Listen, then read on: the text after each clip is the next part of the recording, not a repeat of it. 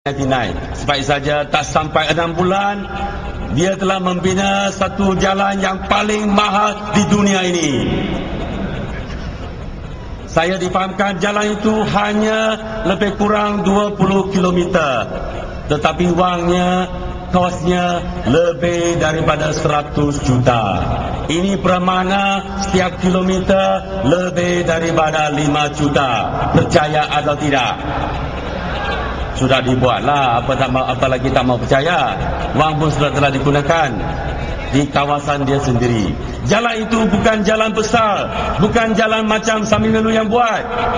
Saya difahamkan highway yang dibina oleh Sami Belu, walaupun kita tahu Sami Belu pun bukan pandai macam sampai mana, tetapi highway dia pun tak mahal macam Kiltoyo yang buat. Setiap kilometer 5 juta. Bernanikah dia menafikan? Tak berani, sebab wang sudah digunakan. Tuan-tuan dan puan-puan yang saya hormati sekalian, kalaulah ada orang tanya Roni, ada orang tanya saudara Lim Kuan Eng dan kawan-kawan yang lain, mereka kata nampaknya sekarang kerajaan pusat mau squeeze sama kerajaan Pakatan Rakyat. Bolehkah kita tahan? Bolehkah kita tahan kalau dia squeeze kita?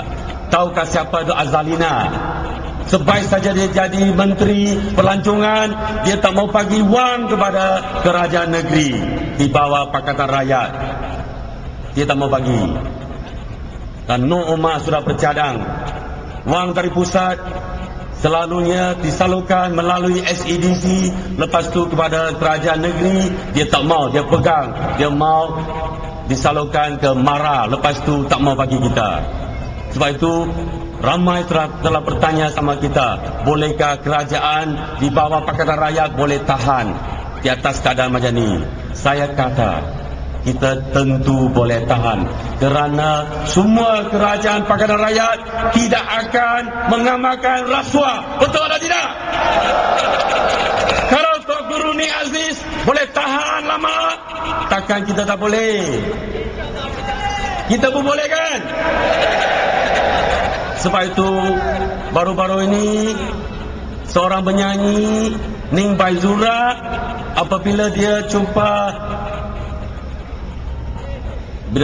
Lim Kuan Eng di lapangan kapal terbang, dia sendiri pun tak percaya mata sendiri. Kerana apa?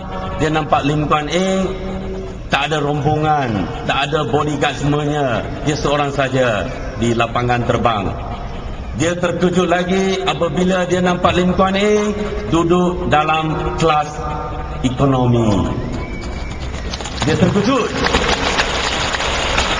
Ini bermakna saudara Lim Kuan Eng pun sudah mengambil teladan, sudah mempelajari daripada Tok Guru yang enggan berpindah ke rumah rasmi. Sebab kita mahu menjimatkan kos untuk kerajaan. Sebab kalau kita tak mahu menjimatkan kos untuk kerajaan, ini bermakna kita ada lebih wang untuk rakyat. Betul ada tidak?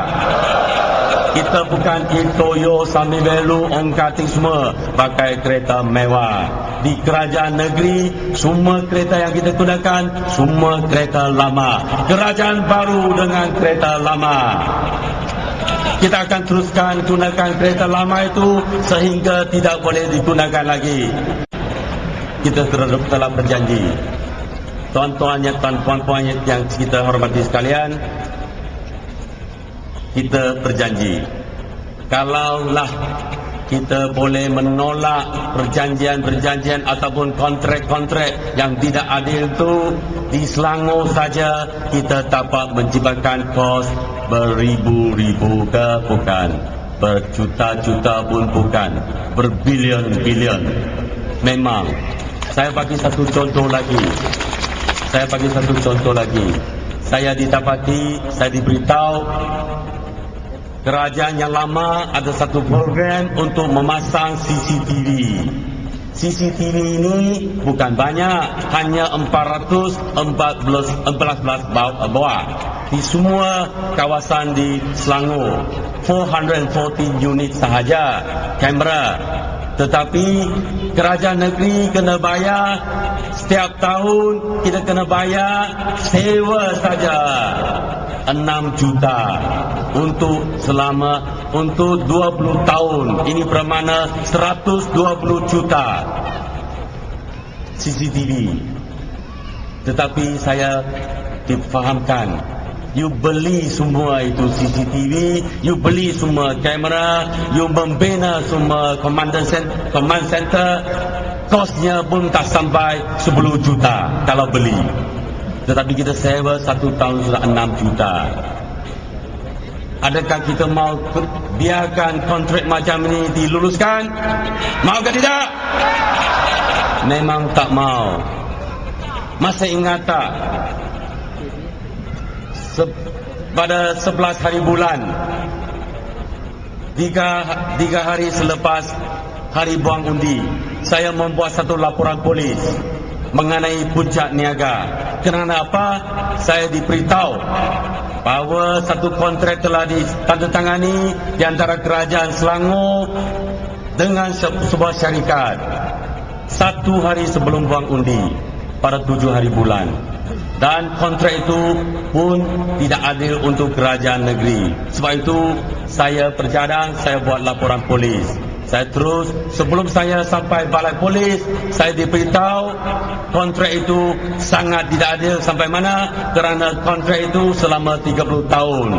Syarikat itu hanya perlu mengeluarkan kos tak sampai 10 juta untuk memasang balik, menukar mesin-mesin yang baru untuk water treatment plant ataupun loji penapisan air.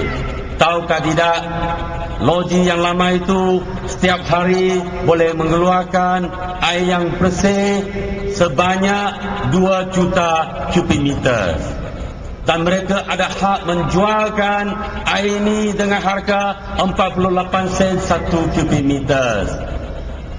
Dan kos untuk 1 kubik meter, untuk membersihkan 1 kubik meter tak sampai 20 sen 1 kubik meter. Ini bermakna setiap hari syarikat itu dapat keuntungan bersih 560 ribu ringgit. Tetapi mereka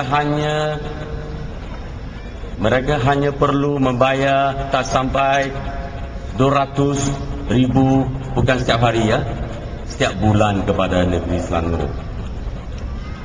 Mana boleh? Bolehkah? Bolehkah perjanjian ini diluluskan? Bolehkah atau tidak?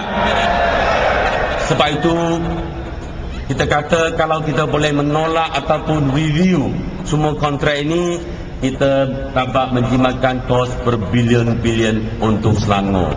Bila masa itu sampai, kita akan membawa lebih banyak air yang percuma kepada Selangor. Kita boleh, bukan saja air Selangor saja, kita boleh menurunkan harga assessment ke, cukai pintu ke, parking ke, semua kita boleh buat bila kita dapat percaya.